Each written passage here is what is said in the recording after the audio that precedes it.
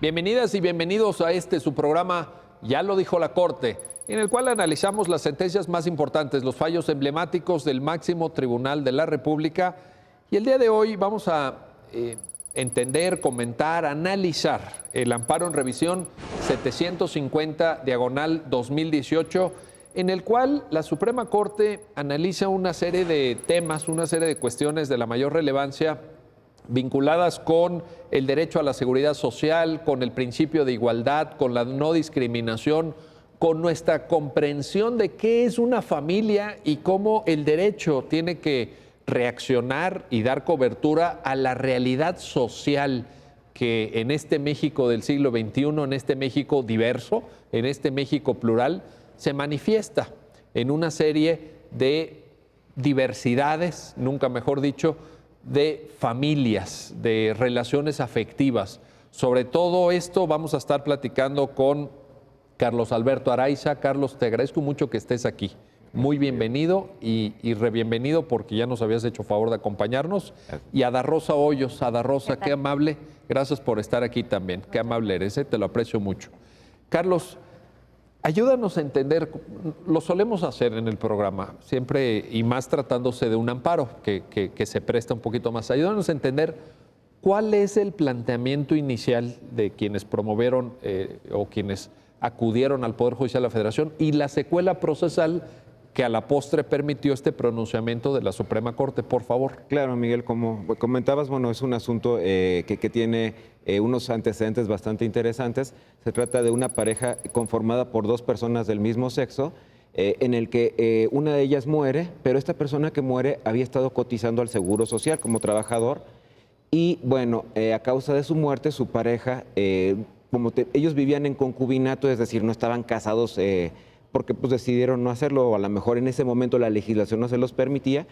La persona supérstite lo que hace es acudir a un juicio civil, un procedimiento civil que se le llama jurisdicción voluntaria, en el que lleva a sus testigos, dan fe de que pues, toda la vida vivió con esta persona, que era su dependiente económico. Y bueno, a partir de esto se emite una resolución en la que se establece que había un concubinato. Con este documento, esta persona acude posteriormente al Instituto Mexicano del Seguro Social y solicita el otorgamiento de la pensión por viudez. El instituto, en respuesta a esta solicitud, se le niega y le dice, pues no te la puedo otorgar porque en términos del artículo 130 de la Ley del Seguro Social, quien tiene derecho a una pensión por viudez es el esposo o concubino de la trabajadora o asegurada, literal la norma, o la esposa o concubina del trabajador o asegurado. Este es el fundamento legal que tiene el Seguro Social. Esto genera que esta persona, inconforme con esa respuesta, promueva un juicio de amparo en el que viene reclamando tanto la respuesta que le da el Seguro Social como la inconstitucionalidad del artículo 130 por ser el fundamento de esa respuesta. Se le llama esto un amparo heteroaplicativo porque viene con motivo del acto de aplicación de la norma que se considera inconstitucional. Y los planteamientos en esencia son discriminación, porque dice, a ver, resulta irrelevante si yo conformo una pareja del mismo sexo o no. Al final del día soy el cónyuge supérstite o la persona que resulta beneficiada por la seguridad social. Mi pareja todo el tiempo estuvo cotizando y dentro de esas cotizaciones se supone tienen programado un porcentaje de las cotizaciones para cubrir el concepto de pensión. Entonces dice, esto resulta irrelevante si yo soy de sexo A, sexo B, sexo C, es algo que no tendría que considerar la norma. Sin embargo, la estructura en la que está referido el artículo genera que tenga que ser una pareja de hombre y mujer. Y entonces vienen argumentos adicionales para robustecer esta idea principal de discriminación, como el estereotipo que se genera con una familia integrada por un hombre y una mujer. Dice, esto no es concebible. Y bueno, en el primer momento, el juez de distrito dicta una sentencia con motivo de este juicio de amparo que comentamos, en el que otorga el amparo. Lo otorga en esencia porque considera que es discriminatorio y para esto se apoya incluso en precedentes de la Corte Interamericana, considerando en esencia que pues, no había una razón que justificar ese trato discriminatorio. Sin embargo, el juez lo único que hace es establecer como efecto que el Instituto Mexicano del Seguro Social tendría que dejar insubsistente la resolución por la que le negó el derecho a la pensión por viudez. No se mete al artículo, ¿verdad? analiza el artículo, pero nunca hace un pronunciamiento expreso el juez sobre esta cuestión. O sea, no llega a una declaratoria de inconstitucionalidad. Exacto, y entonces esto genera que tanto el quejoso inconforme con esa porción como el Instituto Mexicano del Seguro Social, inconforme por el otorgamiento del amparo, interpongan recurso de revisión ante el colegiado que eventualmente resuelve la segunda sala, que es la sentencia que precisamente estamos comentando. Ahora, lo que dice el juez de distrito es el oficio por medio del cual te comunico que no tienes derecho a la pensión de viudez, se anula. Es inconstitucional porque está apoyado. El oficio nada más. Así es. Y el efecto en realidad deja sin efectos el oficio. Pero el juez nunca dijo esto a causa de que el artículo resulta contrario al orden constitucional. Que es lo que argumentaba también el quejoso. Así es. Y esta redacción. Ese es el agravio que el quejoso nos plantea en la revisión. Llegan al final del día con esta cuestión. Y bueno, precisamente nosotros es una de las posibilidades que tenemos. Si vemos que los efectos del amparo están tambaleándose, son insuficientes para lo que él buscaba, también podemos, ya sea por existencia de un agravio o bien incluso de manera oficiosa, corregir esos efectos.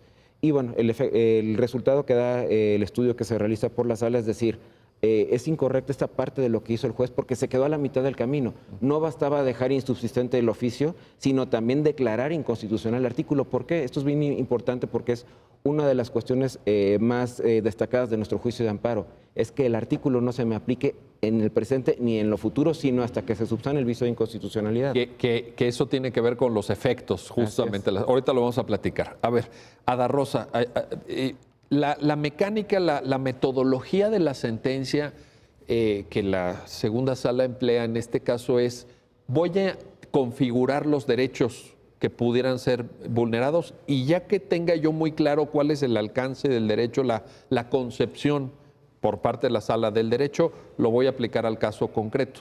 El primero es el derecho a la igualdad y la no discriminación y te quiero pedir ahí que nos ayudes a entender cómo lo concibe la sentencia, cómo aborda esta primera cuestión. Claro, efectivamente la segunda sala hace un estudio, digamos, de 4 apartados que empieza desarrollando el derecho a la igualdad y a la no discriminación, el derecho a la seguridad social, el derecho a la familia y propiamente ya la interpretación del artículo impugnado.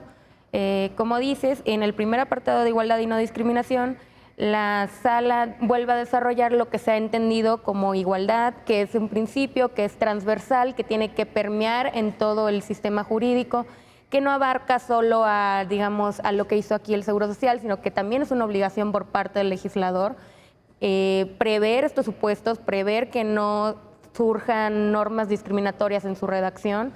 Es una obligación que nos incumbe a todos, yo creo, y pues bueno, empieza a analizar con algunos precedentes que ya ha dicho sobre qué se entiende por la igualdad, que pues si ves situaciones, a iguales situaciones de hecho, corresponderá a el mismo resultado, o también para, digamos, nivelar o ver, estar presentes de que hay una situación de desigualdad y que por ciertas cuestiones merece como una nivelación. Son estas como las dos vertientes de que estaba igualdad. En Aristóteles eso, ¿no? El tratar como iguales a los iguales y como desiguales a los desiguales. Eso es Aristóteles. Exactamente, sí. Esto es muy relevante, sobre todo cuando ya va, digamos, esta parte del estudio aterrizado propiamente al artículo 130 de la Ley de Seguridad Social, porque dices, a ver, aquí tienes dos situaciones iguales, son dos trabajos, o sea, tanto es un trabajador que está cotizando ante el Seguro Social como es igual otro y no es relevante si su pareja es o no del mismo sexo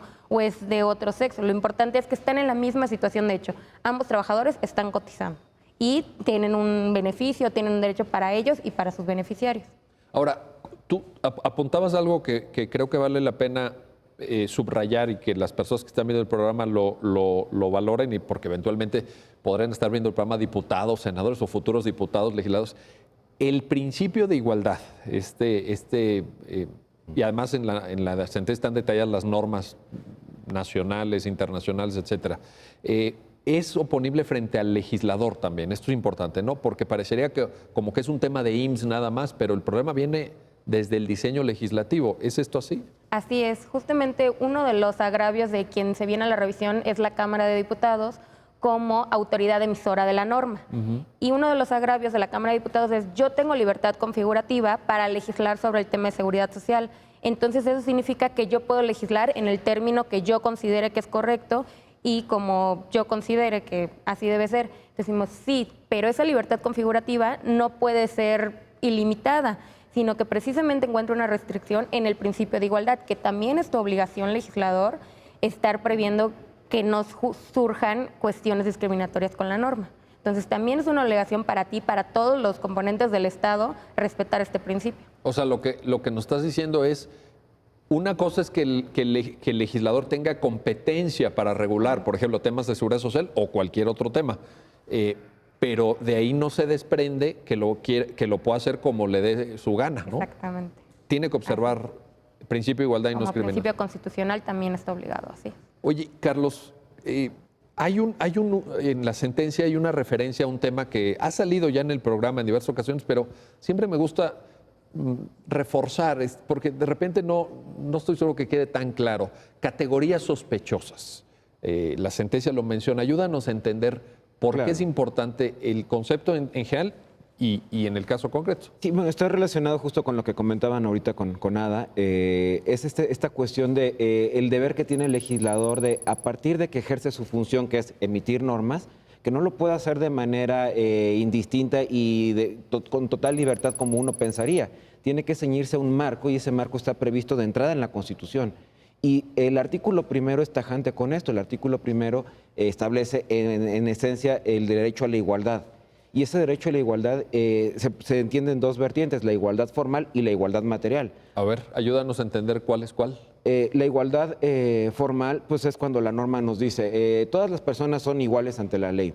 Perfecto. Pero pues esto no necesariamente en la práctica sucede así. Entonces viene el otro tipo de igualdad, que es la igualdad material, en donde precisamente se tiene que procurar que en la vida real, en los hechos, este enunciado que se oye muy bonito, cobre eficacia, que de verdad suceda, que todos seamos iguales. Y bueno, un ejemplo claro donde podemos ver la cuestión de igualdad material sería a lo mejor en materia electoral. Todos tenemos, teniendo 18 años, siendo mexicanos, tenemos derecho a votar con independencia de sexo, religión, edad, de cualquier cuestión que nos pueda distinguir en la vida diaria. Pero un caso en el que a lo mejor no encontraríamos esta igualdad material es, pues todos tenemos derecho a la seguridad social. Pues sí, pero no todos están así porque, primero, para gozar del sistema de seguridad social y en particular, por ejemplo, en este caso del sistema de pensiones, pues se necesita haber sido trabajador, haber cotizado. No basta, por ejemplo, el caso de trabajadoras domésticas que no están cotizando al sistema de seguridad social, pues lamentablemente por este formalismo no van a poder eventualmente acceder a una pensión. Que también ya, por cierto, lo dijo la Corte. Así es. Ya sí, abordó hay el un tema de asunto. trabajadoras domésticas, ¿no? Sí. Creo que fueron 2 amparos, ¿no? Fue un amparo directo. Un Lo que amparo pasa es directo. que se dividió entre el patrón, digamos, y el trabajador. Correcto. Y estas personas, las trabajadoras domésticas, pues estando en principio en un plano de igualdad formal, como cualquier otro trabajador, materialmente no tienen esa una igualdad. relación de trabajo, pero en los hechos Es otra situación. eso no se les reconoce plenitud de derechos, Exacto. digamos, ¿no? Seguridad social. Lo que etcétera. se busca precisamente con este tipo de criterios es generar esa igualdad formal que establece la oración al decir, todos somos iguales ante la ley, pero como en la práctica no sucede necesariamente esto, la igualdad material nos permite alcanzar la igualdad formal como un valor, como una finalidad última. Entonces, las categorías sospechosas, y me regreso a la parte inicial, está referida a evitar que por cuestiones de sexo, preferencia sexual, edad, religión, cualquier cuestión que, insisto, nos pueda distinguir en la vida cotidiana, pues el legislador utiliza este tipo de elementos. Incluso ya hay criterios tanto de primera como de segunda sala donde hemos dicho, a ver,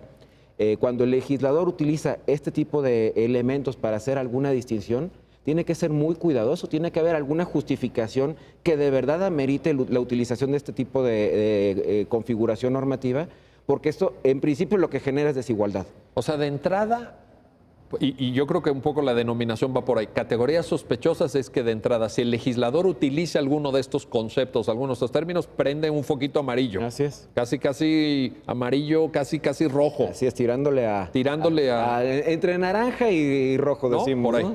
Bueno, pero eso genera una mecánica de análisis por parte del órgano de control. Así es, en el que, bueno, lo que se va a analizar es, en principio, vamos a ver si todo esto se ajusta a lo que está constitucionalmente previsto y además si existe una justificación lo suficientemente válida para hacer esta distinción. Y yo, por ejemplo, utilizo mucho como referencia para que quede más claro esto, materia fiscal. Un impuesto que establece solo las personas que tienen la piel de color morena van a pagar impuesto. No, pues, el legislador necesita justificar de verdad por qué las personas de color moreno van a pagar ese impuesto. Lo ¿no? vería difícil, ¿no? Justificar eso. Es complicadísimo. Eso... Y eso precisamente lo que te lleva es, no hay ninguna razón. Y como no hay ninguna razón, este impuesto seguramente va a caer por ser inconstitucional. Va a ser inconstitucional. Ada, porque aquí hay una construcción bien interesante, de fondo, diría yo, del derecho a la igualdad, a la no discriminación. ¿Está previsto solo en la Constitución mexicana o también tiene fuentes internacionales? Así es, también ¿En está tratados, previsto, por ejemplo? Sí, está previsto en la Convención Americana como en una doble vertiente, tanto como una obligación del Estado, que es lo que estamos hablando, que está contenido en el numeral 1, como una obligación, digamos, ante la norma o ante las leyes ya de las personas que están sujetas a ellas en el artículo, bueno, en el numeral 24. Entonces, no es solo un derecho, digamos, que está previsto constitucional, sino convencionalmente.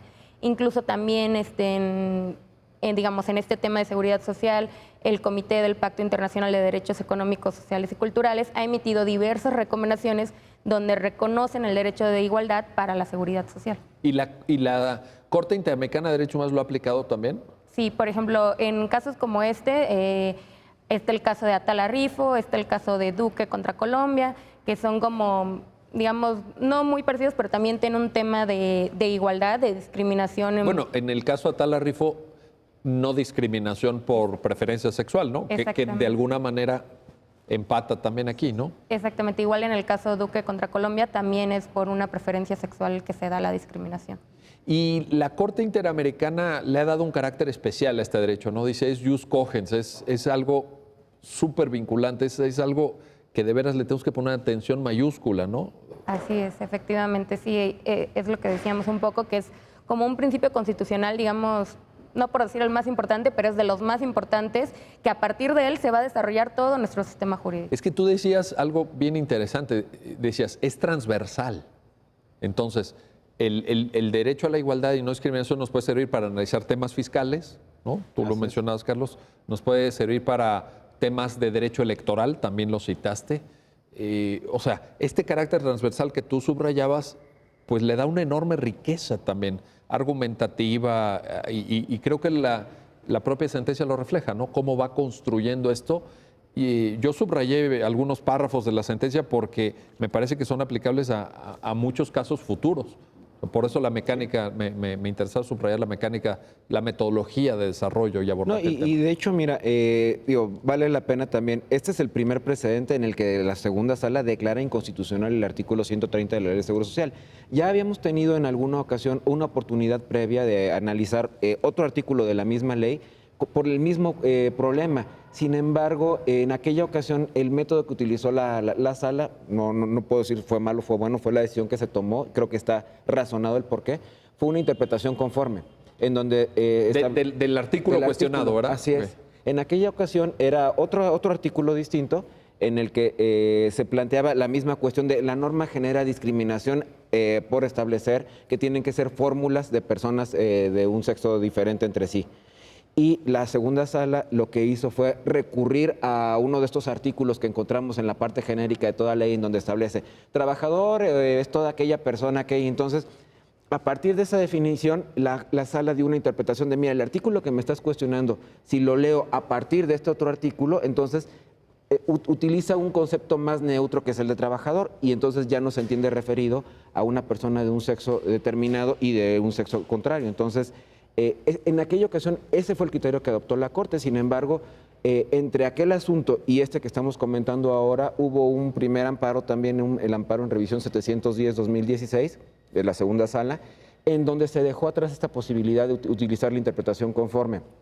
¿Por qué? Porque encontramos precisamente que al utilizar esta forma de leer la norma, pues la norma seguía estando dentro del orden jurídico. Se podía, sí. Y sigues manteniendo el problema de discriminación. O sea, la interpretación conforme salva la norma. Así es.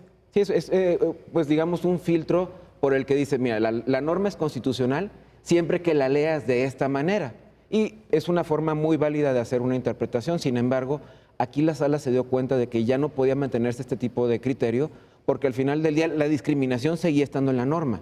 Entonces, ¿cuál es la única forma de esto? Pues bueno, declarar inconstitucional la norma, porque bueno, esto eventualmente permite que ya sea por jurisprudencia, por reiteración y en su caso por declaratoria general de inconstitucionalidad, con la nueva ley de amparo al menos se puede extraer del sistema esta norma y entonces obligamos así también un poco a que el legislador cumpla con esta obligación que decíamos de utilizar vocablos neutros a la hora de hacer la construcción normativa.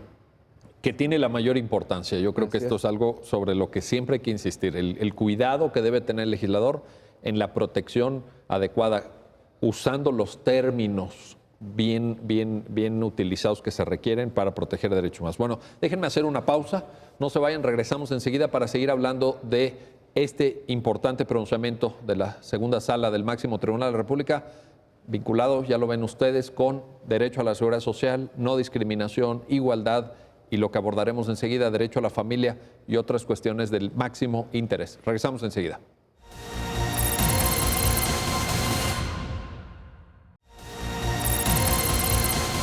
Ya estamos de vuelta, ya estamos de regreso en su programa, ya lo dijo la Corte, y en esta ocasión estamos revisando el amparo en revisión, valga la redundancia, 750/2018, que plantea un conjunto de temas, una serie de cuestiones, diría yo, del máximo interés. Y te quiero preguntar, Ada, pues ya para entrar un poquito al fondo, la concepción que en la sentencia se expresa por parte de la sala del derecho a la seguridad social, porque eso es lo que reclamaba finalmente el recurrente y bueno, el quejoso en el amparo original, ahora recurrente tal como llega a la Corte. ¿Por qué no nos ayudas a entender esta parte de la sentencia? Claro. El derecho a la seguridad social pues surge del derecho al trabajo. Está previsto en el artículo 123, apartado A, en este caso, ya que son trabajadores, de la Constitución, ¿verdad? Exactamente, de la Constitución.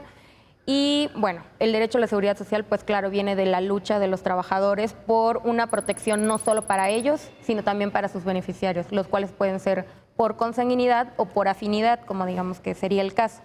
Entonces, esta protección, digamos, abarca no solo recibir atención médica o servicios médicos como ir al IMSS o para el apartado B ir al ISSSTE, sino también, como en este caso, la pensión de viudez o, digamos, pensiones de orfandad, o sea, un apoyo, digamos, para cuando fallece el trabajador, que sus dependientes económicos tengan todavía como si tuvieran ese ingreso que lo sustentaba. Entonces, este derecho, pues es muy importante porque comprende no solo a la persona, no solo al trabajador, sino también a su familia.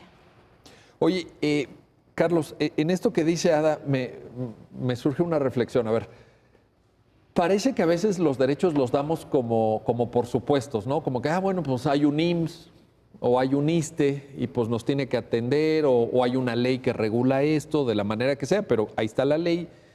Pero esto que nos está diciendo Ada, caray, tiene mucho fondo, creo yo. Creo que es un comentario bien atinado porque está hablando de la vida de las personas. ¿Sí? Está hablando de lo que la persona puede esperar, desde luego derivado de su carácter de trabajador, como muy bien lo señalabas, esta reivindicación o este vínculo entre derecho al trabajo y seguridad social me pareció muy correcto, muy atinado. Pero, vaya, tener seguridad social, caray, no es una cosa menor. Y creo que es uno de los grandes retos que los estados modernos se están enfrentando hoy, ¿no? La seguridad social pues deriva precisamente ordinariamente de este tipo de relaciones laborales, pero no es la única forma. Hay otros mecanismos de seguridad social que sin necesidad de tener el carácter de trabajador, el Estado está obligado a implementar. Y además no se limita tampoco precisamente a una pensión por orfandad o de viudez. Implica pues otro tipo de derechos que, como dices, no los vemos de primer momento. Estancias infantiles, guarderías, actividades recreativas. La seguridad social es un cúmulo de derechos que el trabajador tiene posibilidad de acceder a causa de su relación de trabajo, o en caso de las personas que no tienen una relación de trabajo como tal, el Estado al menos tiene que garantizar esta cuestión de salud, derecho a la subsistencia para las personas que ya no están en vida, en una edad económicamente activa, productiva. Y entonces implica demasiadas obligaciones también para el Estado. Obviamente los sistemas de seguridad social a nivel mundial tienen en general un problema económico porque es lo que te iba a preguntar justamente, porque todo esto que que los dos nos ayudaron a entender y a plantear, bueno, pero todo esto cuesta. O sea, y también había por ahí un argumento, ¿no? De decir, oye, ¿cómo manejamos el costo financiero de ampliar la base de derechohabientes? Sea porque tienen la relación laboral y cotizan directamente, o sea porque son beneficiarios por relaciones de afinidad, consanguinidad, etcétera. Pero hay un tema también ahí financiero, ¿no? Sí, y de verdad son de las cosas que, pues bueno, no podemos dejar de tener en consideración, porque sabemos tener una clínica del Seguro Social en nuestra comunidad, en nuestra delegación, en el estado, pues cuesta. Tener médicos, personal, medicamentos cuesta. Obviamente esto tiene que salir de algún lugar. Lo ordinario es que sale de las cuotas de las aportaciones de seguridad social. A lo mejor resultan insuficientes, pero se supone que también en el diseño del sistema de seguridad social, el Estado, el legislador, a la hora de establecer, vamos a pagar el 8% de cuotas de seguridad social sobre el sueldo base, tuvo que haber considerado que ese 8% era lo suficiente para cubrir todas las demandas y necesidades que había que satisfacer. Eso creo que se llama cálculo actuarial, una cosa así, ¿no? Y lo realizan genios de las matemáticas, sí, en teoría. Seguramente ningún abogado, sí, yo por lo menos no me sentiría capaz, seguramente ustedes sí lo son, pero yo me declaro públicamente incapaz de hacer esos cálculos, pero como muy bien dices, sea el cálculo que sea, pues tendrá que ser suficiente, tendrá que abarcar justamente estos beneficios que están determinados en la ley, ¿no? Claro, de hecho, uno de los agravios de la autoridad es, a ver, si yo le doy la pensión a esta persona que lo viene solicitando, mis cálculos actuariales de todo, como yo concibo el sistema de seguridad social, casi se va a ir a la quiebra porque son supuestos que no he previsto. ¿Por qué? Porque para mí, pues hay muchas legislaciones estatales que todavía no prevén matrimonio entre personas del mismo sexo o concubinato entre personas del mismo sexo. Entonces dice, para mí supone un riesgo, que vamos a poner en riesgo la seguridad social de todos los mexicanos por darle casi a esta persona o a este tipo de relaciones una pensión. O sea, el argumento sería, mi cálculo actuarial fue en el entendido de que el artículo 130 de la ley del IMSS pues, habla de parejas de distinto sexo. Si tú ahorita, Suprema Corte, vienes y me dices que tengo que incorporar a parejas de personas del mismo sexo, pues mi cálculo actuarial ya no da. Exactamente. Ese sería un poco el argumento de la autoridad. Ese es uno de los argumentos de la autoridad, pero creo que es muy importante destacar que ni siquiera, digamos, como decía Carlos, estos cálculos actuariales ellos los tienen, ¿no? Digamos, ellos ya hicieron todo el estudio. Ni siquiera lo aportan como elementos de prueba. Y además, como también decía Carlos, todo este sistema de pensiones, todos esos cálculos están hechos con personas que cotizan. Y este trabajador estuvo cotizando. Entonces, tampoco yo creo que resultaría muy válido decir, pues, ¿cómo no lo previste? Tan lo previste que le estuviste exigiendo una aportación obrero-patronal. O sea, tan es así que sí estaba previsto. Bueno, y con esto que señalas, y la propia sentencia, puedo decir, bueno, si esta persona cotizó y hubiera tenido una pareja de distinto sexo, sí hubiera estado dentro de la ley. Exactamente, cuando la cotización es la misma y el cálculo es el mismo. Y ahí es donde resulta absurda precisamente la distinción. Ese es un buen punto, ¿no? Ese es un buen punto. Ahora, vamos a entrar porque la sentencia lo aborda y creo que va en una línea, pues ya diría yo, consolidada de pronunciamientos de la Corte. Vamos a entrar enseguida, pero déjame antes al tema de derecho a la familia y la concepción de familia y todas las implicaciones que esto tiene. Pero déjame, Carlos, recuperar una expresión de Ada que también pues forma parte de la discusión en la Corte sobre la evolución de estos sistemas de reconocimiento de derechos, ¿no? Ada decía, bueno, es que la Cámara de Diputados dice, pues es que no todos los estados reconocen estas relaciones. Obviamente temas vinculados con estado civil, filiación, o sea, todo, en general todo el derecho civil en México pues es competencia de las entidades federativas. En eso sí, el IMSS es federal. O sea, la ley del IMSS aplica en Yucatán y aplica en Tamaulipas y aplica en Baja California.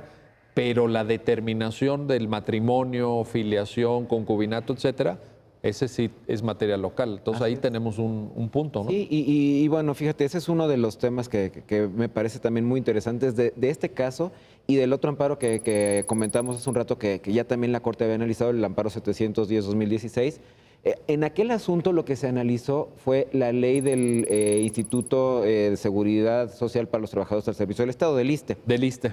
Y era exactamente la misma problemática, pero con una cuestión de facto diferente. En aquel caso se trataba de un matrimonio propiamente entre personas del mismo sexo. Ya se habían casado. Ya estaban casadas. En este asunto comentábamos en la parte de los antecedentes que se trata de un concubinato, una unión libre que reconoce la norma después de cierto tiempo. Entonces, esto es bien importante porque, bueno, en aquel precedente se había analizado un poco esta cuestión del reconocimiento de los actos del derecho civil entre estados, porque precisamente uno de los argumentos que la autoridad insistentemente ha venido a plantear en los amparos para defenderse es, oye, las legislaciones locales no reconocen en todos los estados esta posibilidad de personas, matrimonio entre personas del mismo sexo.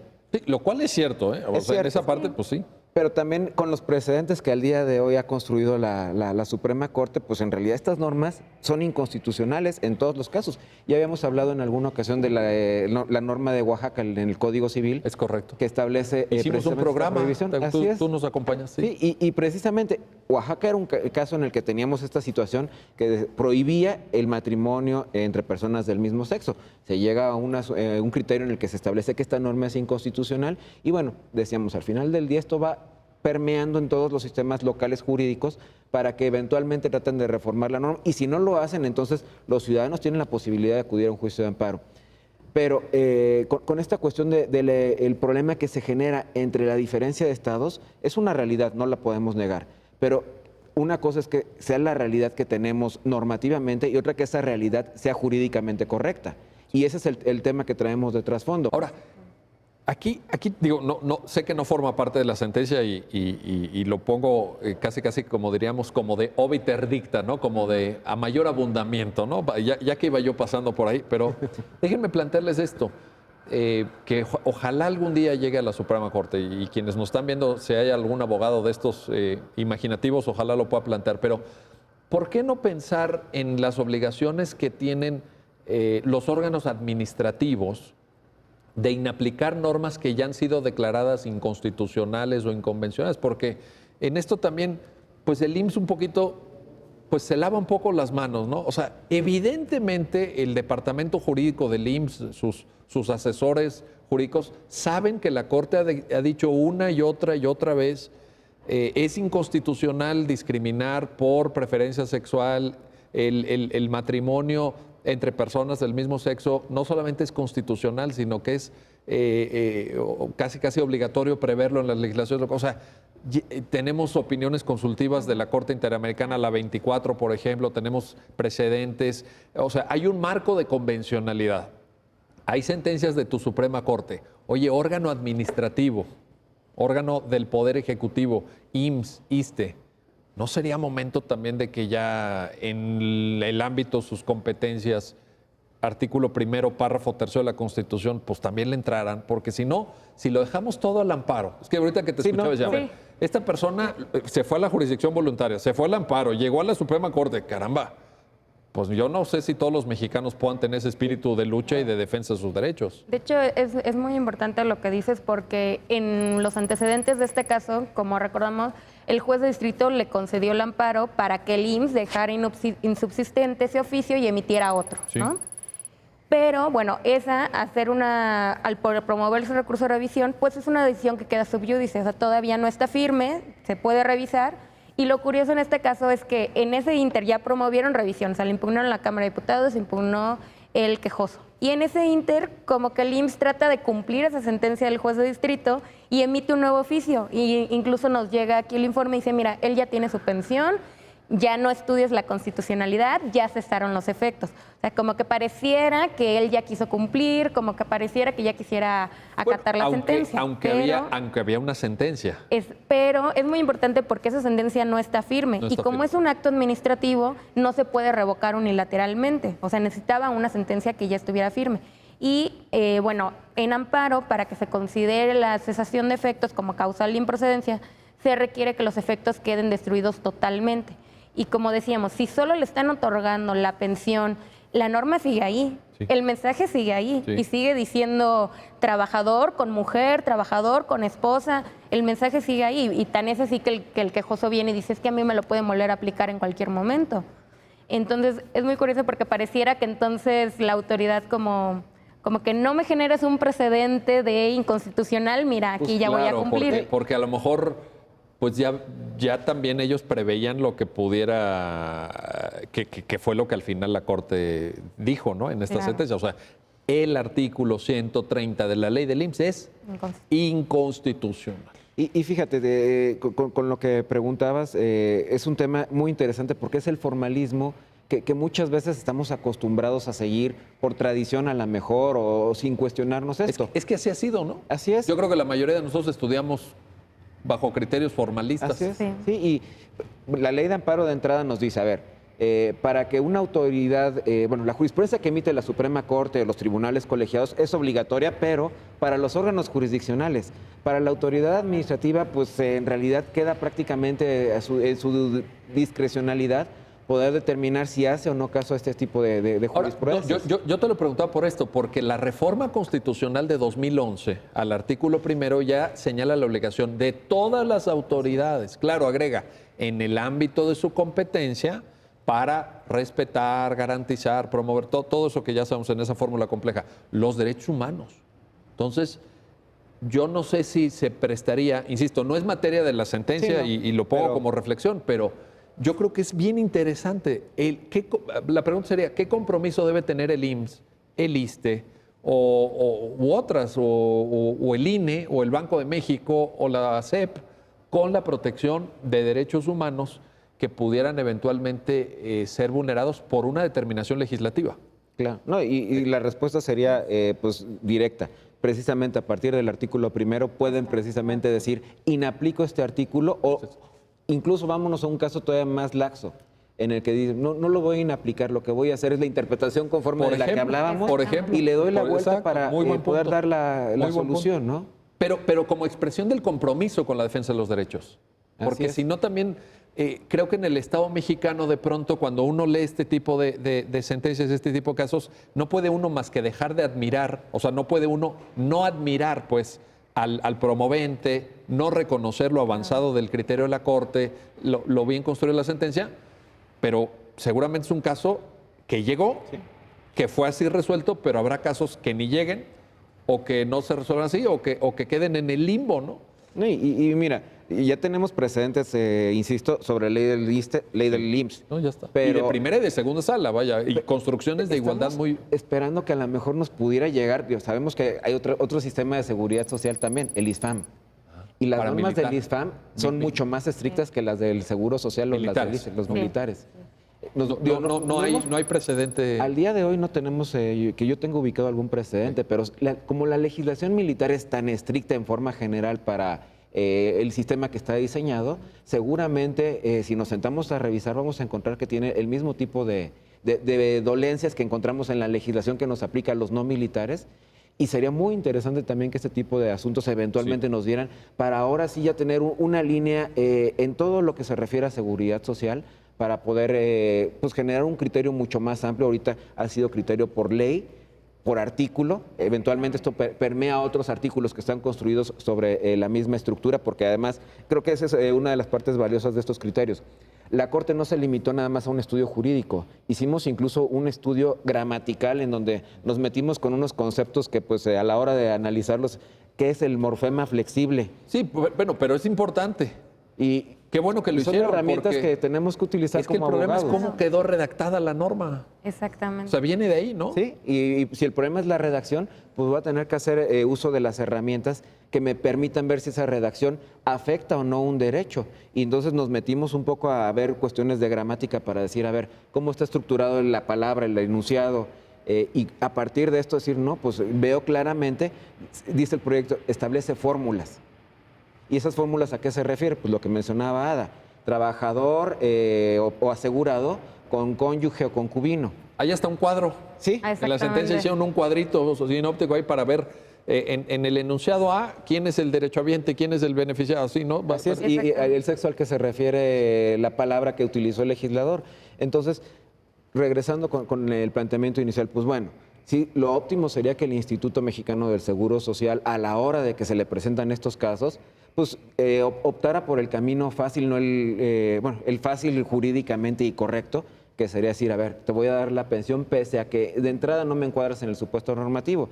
Sin embargo, pues parece más bien que han optado por esta cuestión del formalismo y decir, pues, mira, como no me obliga, porque además no hay jurisprudencia al día de hoy, son criterios aislados, lo que hago es que con fundamento en ese artículo te voy a negar la pensión y me voy a jugar esto, a ver si te vas a un juicio de amparo y a ver si lo ganas. Sí, bueno, que es una apuesta y no muy respetuosa de los derechos humanos, creo yo. Pero bueno, déjenme hacer una pausa. Vamos a regresar enseguida para seguir platicando de este amparo en revisión 750-2018 y vamos a entrar a un tema interesante, un tema complejo que además se proyecta a otros asuntos, el concepto de familia.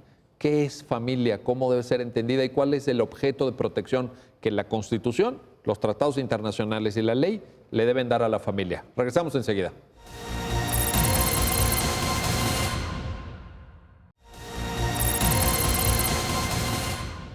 Ya estamos de vuelta, ya estamos de regreso en su programa, ya lo dijo la Corte, en el que analizamos y comentamos los fallos emblemáticos, las sentencias más importantes del máximo tribunal de la República, y en esta ocasión estamos abordando el estudio del amparo en revisión 750/2018. Y ahora quiero preguntarle a nuestros invitados, a Carlos Alberto Araiza, a Ada Rosa Hoyos, el concepto de familia. Creo que es la base también. Ada, nos platicabas al inicio esta lógica de por qué tenemos derecho a la seguridad social, por qué surge la seguridad social, por qué no nada más el trabajador como individuo que forma parte de una relación laboral, sino también sus familiares, etcétera. Pero todo esto depende de cómo concibas a la familia y la sentencia lo aborda. ¿Es esto así? Claro, así es.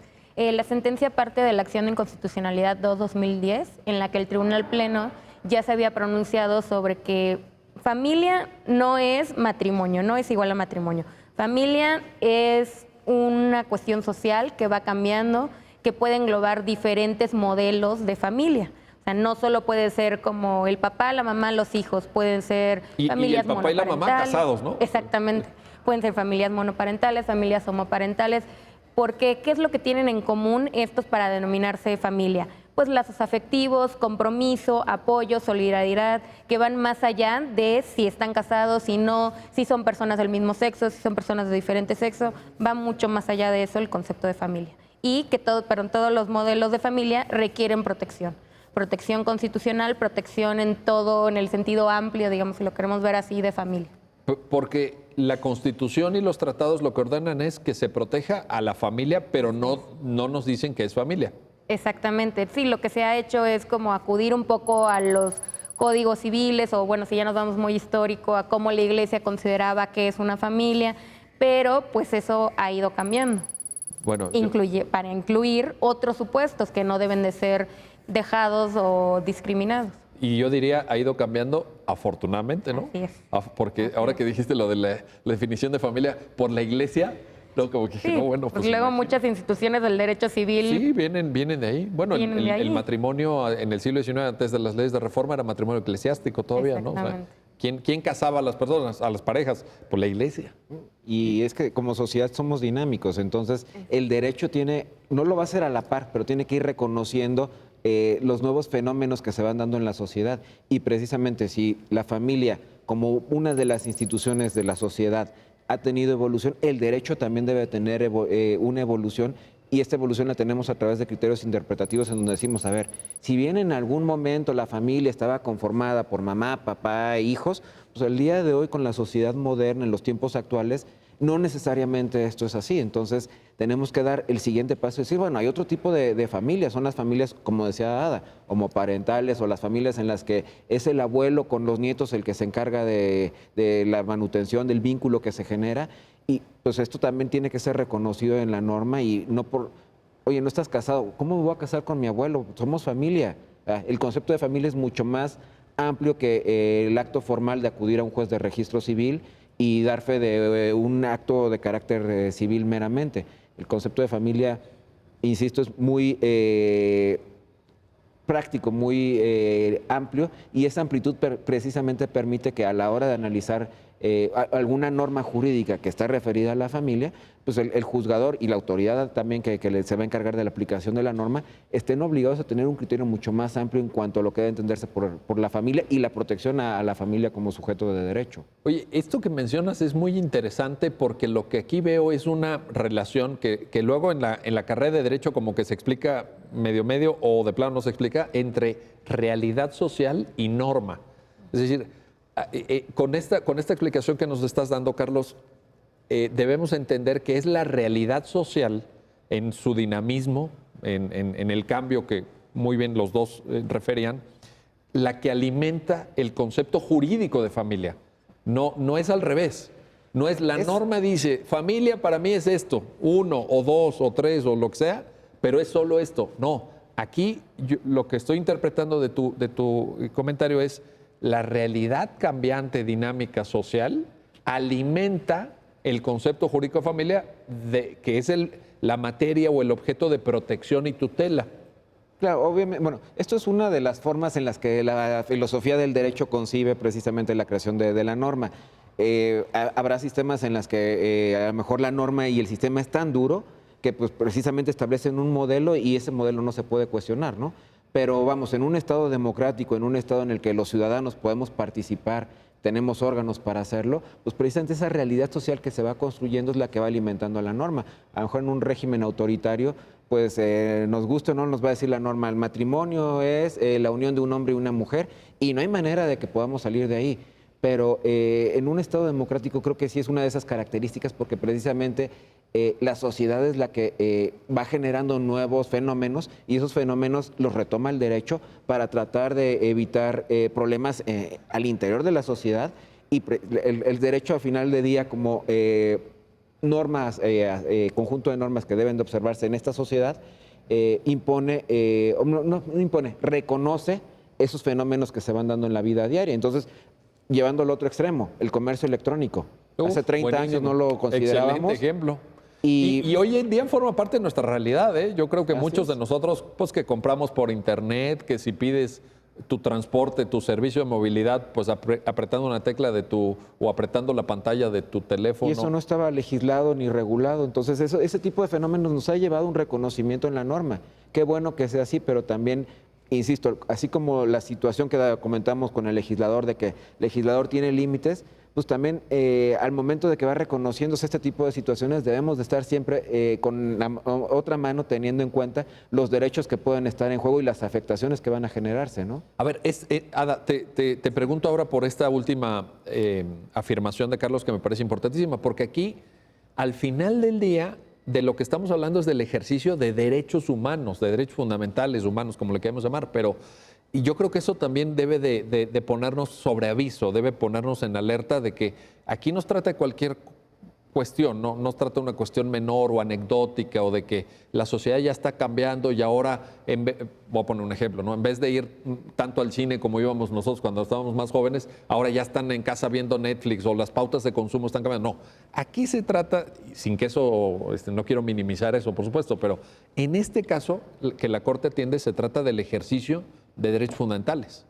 Exactamente. Y eso ya genera algún tipo de reflexión de distinta dimensión, ¿no crees? Claro, a partir de ya si tú reconoces otro tipo de familias, pues a la vez digamos que tienen acceso a otros derechos o pueden, por ejemplo, en este caso que es la pensión de viudez, pero podrían tener derecho a otros. Digamos que una vez que reconoces esa institución, sirve como una llave para abrir otros derechos a los que puedes tener, pues sí, a los que puedes ser. O sea, la concepción de qué es familia tiene un carácter instrumental para luego abrir la llave, como dijiste, la llave, ¿no? Sí, la que puerta. es como una llave que te sirve para ir a otros derechos o para reconocerte otras cuestiones. Importantísimo, entonces. Sí. Oye, Carlos, te pregunto, la sentencia no es el tema de fondo, ni lo aborda en construcción conceptual o en concepción, pero menciona el derecho al libre desarrollo de la personalidad, que es un tema que también aquí en el programa lo hemos discutido y que forma parte ya de una línea argumentativa, pues diría, consolidada de la Suprema Corte en diversos asuntos y en diversos aspectos muy diferentes. Pero en este caso, la sentencia lo menciona. ¿Por qué? Bueno, la razón que de trasfondo para que se considera también la posible afectación de esto es precisamente el Estado no nos puede imponer la preferencia sexual que nosotros vamos a tener, ¿no? Precisamente es una de las libertades que como personas tenemos y yo puedo decidir si quiero establecer un matrimonio, pero además de eso, o si quiero optar por un concubinato o por alguna de las múltiples formas de relación que se pueden dar entre personas, pero no solo es la forma en la que lo voy a hacer, sino también con quién. Y precisamente ese es parte del desarrollo, del libre desarrollo de la personalidad. El poder nosotros decidir cómo vamos a formar nuestro concepto de familia, para que precisamente si la familia es al final del día lo que se está tratando de tutelar dentro del sistema de seguridad social, como uno de los valores o sujetos que están previstos para el sistema de seguridad social, cuya finalidad precisamente es garantizar que el trabajador, asegurado, tengan la posibilidad de gozar de ciertos beneficios, no solo él, sino también sus causavientes, las personas que conforme a la norma o que él, con las que él decide generar un vínculo, puedan también tener derecho a la salud, derecho a estancias infantiles, derecho a una pensión por viudez o esa por es la llave, orfandad. esa es la Así llave es, a la que se refiere Ada, ¿no? Así es, y entonces, y en esencia ese es el punto que tenemos nosotros que analizar, resolver. ¿Se justifica esto? Pues no, porque la preferencia sexual no es un elemento que debas de considerar al momento de que otorgas la seguridad social y mucho menos los beneficios o alguno de los derechos que genera el sistema de seguridad social. Hablemos ahora, Ada, ayúdanos a entender los efectos, ya algo comentábamos. ¿En qué situación queda el recurrente? Claro. Haciendo un poco de recuento en los antecedentes, el juez de distrito había otorgado el amparo solo por el oficio del IMSS que negaba la pensión y precisamente el recurrente viene y dice, oye, pero yo no tengo certeza de que esa norma me la van a volver a aplicar. Yo lo que quiero es que desaparezca el mensaje discriminatorio. Entonces, pues efectivamente, digamos, tenía razón el recurrente. Y también, como se hizo en otros precedentes, la interpretación conforme no alcanza, porque ahí seguía el mensaje discriminador de la norma. Entonces, se tiene que hacer un efecto para declarar inconstitucional el artículo. Es decir, que es inconstitucional que prevea que va a tener una pensión de viudez la mujer o la esposa o la concubina del pensionado, del trabajador, del asegurado. ¿Por qué? Porque si de otra manera seguimos leyendo la norma y como decíamos, van a haber personas que a lo mejor se van a quedar sin la pensión o a lo mejor van a ir al IMSS y el IMSS se las va a negar y hasta ahí se van a quedar porque la norma sigue dando esa situación no previendo otro tipo de familias o no previendo otro tipo de relaciones.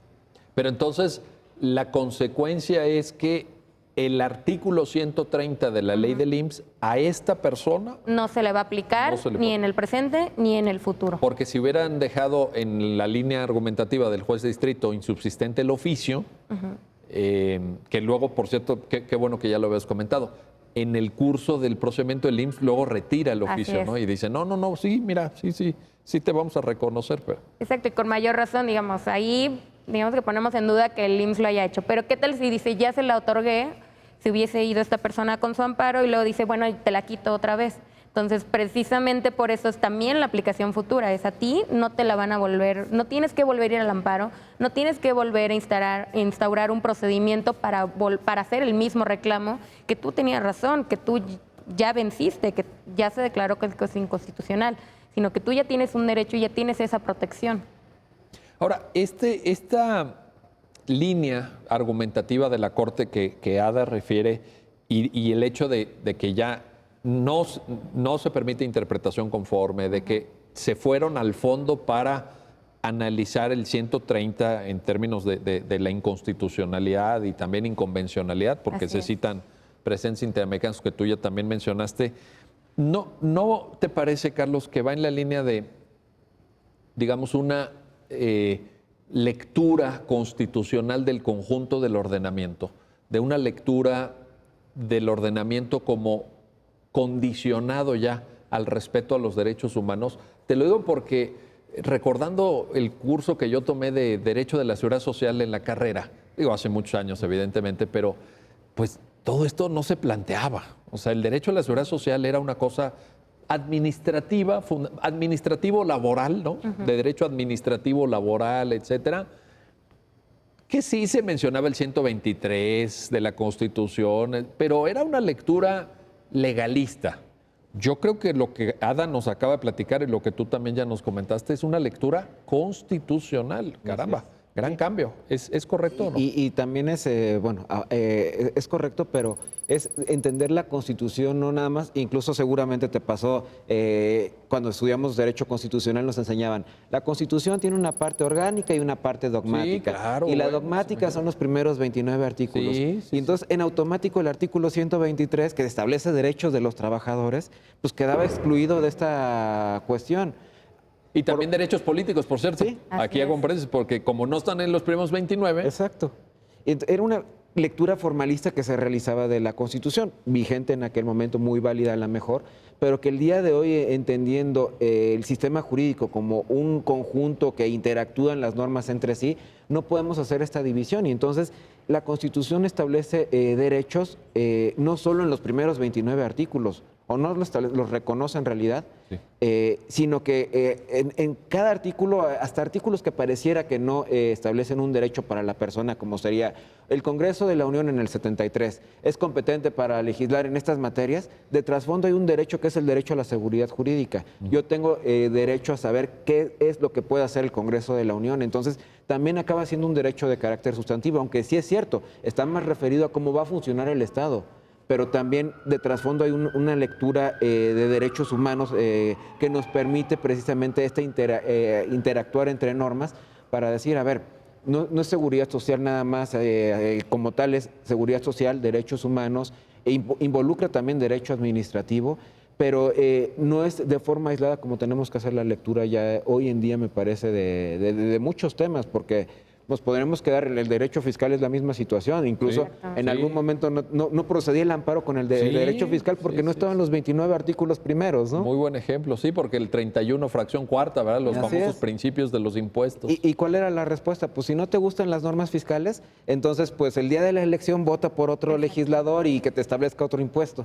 Esa no era una respuesta integral. Era una respuesta muy pobre, ¿no? Sí, Bueno, sí, sí, seguramente era una respuesta que funcionaba en el contexto de un Estado autoritario, Así es. de un Estado no democrático y con otra lógica, en donde tampoco teníamos la reforma constitucional de 2011. Lo vuelvo a poner porque yo creo que ahí, usando el latinado símil de Ada, ahí está la llave. Sí. O sea, nos obliga a una relectura. En alguna sentencia la propia Corte lo ha dicho.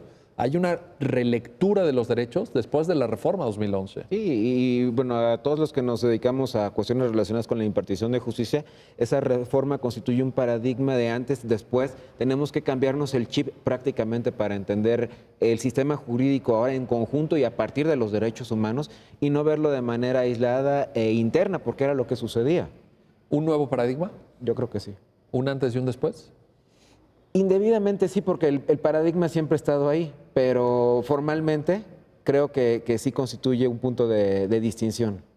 Pues ahí está la tarea, entender este nuevo paradigma y este antes y después y saber aplicarlo a estos casos que nos han ayudado a entender. Carlos Alberto Araiza, Ada Rosa Hoyos, muchísimas gracias. Y gracias a ustedes que hacen posible este programa, ya lo dijo la Corte, en el cual analizamos, intentamos comprender y sobre todo difundir las sentencias más importantes, los fallos emblemáticos del máximo tribunal de la República, en esta ocasión analizando el amparo en revisión 750/2018. Muchísimas gracias y hasta pronto.